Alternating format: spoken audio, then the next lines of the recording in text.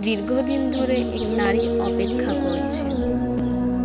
রাতের পর রাত কাঁদছেন, আল্লাহর কাছে শুধু একটি সন্তান চাইছেন। তিনি ছিলেন ইমরানের স্ত্রী, একজন নেককার আল্লাহভীরু নারী। ইসলামী ইতিহাসে যাকে হান্না নামে উল্লেখ করা হয়।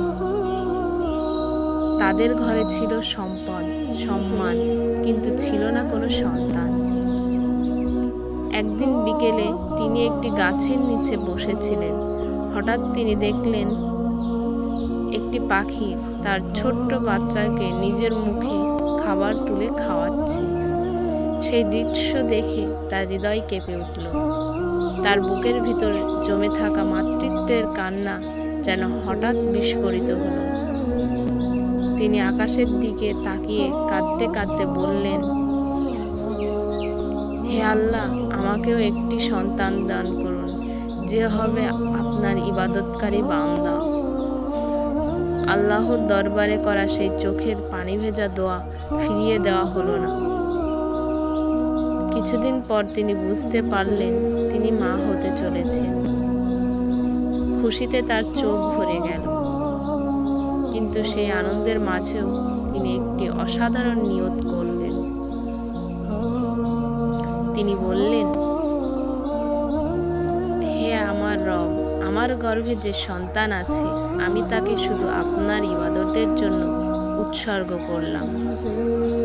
সেই সময় বায়াতুল মুকাদ্দাস এর খেদমতের জন্য সাধারণত ছেলেদের উৎসর্গ করা হতো। তাই তিনি মনে করেছিলেন তার ছেলে সন্তান হবে। অবশেষে সেই প্রতীক্ষার দিন এলো। তিনি একটি কন্যা সন্তান জন্ম দিলেন। মুহূর্তের জন্য তিনি নীরব হয়ে গেলেন, কারণ সমাজ তখন কন্যা সন্তানকে ততটা গুরুত্ব দিত না। কিন্তু তিনি হতাশ হয়ে আল্লাহকে বললেন না, কেন মেয়ে হলো? বরং বিনয়ের সাথে বললেন, হে আল্লাহ, আমি তো কন্যা সন্তান প্রসব করেছি, আর আপনি ভালো জানেন আমার গর্ভে কি ছিল। তারপর তিনি শিশুটির নাম রাখলেন মরিয়ম আলাইহিস সালাম। তিনি দোয়া করলেন, হে আল্লাহ, আমি মরিয়মের ভবিষ্যৎ সন্তানদেরকে শয়তানের ধোঁকা থেকে আপনার আশ্রয়ে দিলাম। সুবহানাল্লাহ।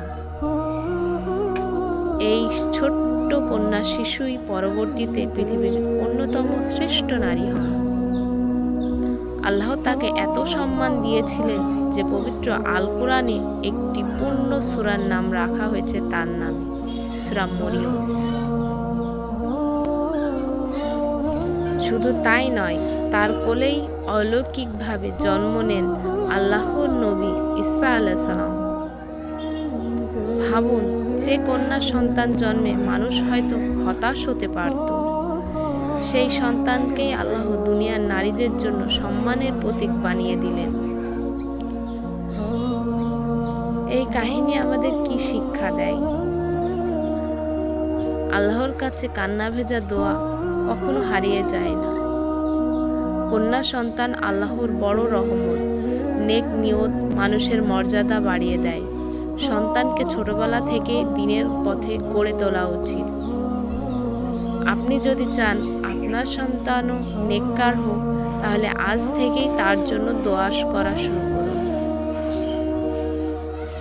কারণ একজন মায়ের দোয়া আল্লাহ কখনোই অবহেলা করেন না। ভিডিওটি ভালো লাগলে লাইক, কমেন্ট ও সাবস্ক্রাইব করতে ভুলবেন না। আসসালামু আলাইকুম ওয়া রাহমাতুল্লাহ।